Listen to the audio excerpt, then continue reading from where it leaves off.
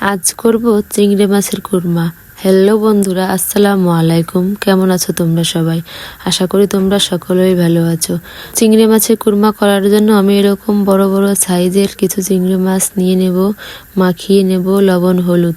কড়াইতে তেল দিয়ে মাছগুলোকে এক এক করে উল্টে পাল্টে সুন্দর করে ভেজে নেব। মাছগুলো যত সুন্দর ভাজা হবে তত সুন্দর কালার হবে।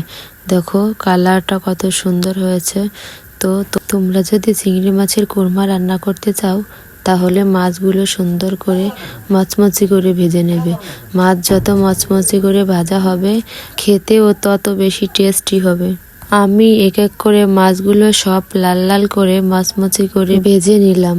আমার সবগুলো মাছ ভাজা শেষ। আমি মাছ ভাজা তেলের মধ্যে তেজপাতা, দারচিনি, এলাচ নিয়ে কিছু সময় কষিয়ে নেব। তার ভিতর দিয়ে দেব পেঁয়াজ বাটা, রসুন বাটা, আদা বাটা, জিরা বাটা। মশলাগুলোকে সুন্দর করে কষিয়ে নেব।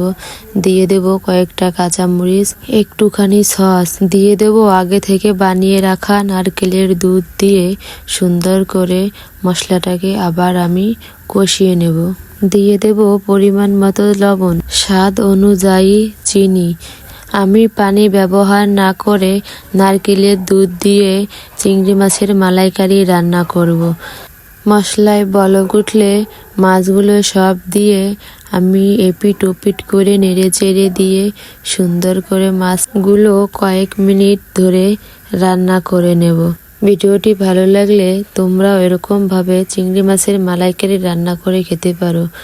বন্ধুরা, আমি নতুন ইউটিউব চ্যানেল খুলছি, সবাই একটু আমাকে সাপোর্ট করবা। আমি অন্য আর কয়েকজনের মতো সাজিয়ে গুছিয়ে কথা বলতে পারি না, তাই সবাই ক্ষমার দৃষ্টিতে দেখবা কোনো কিছু ভুল হলে।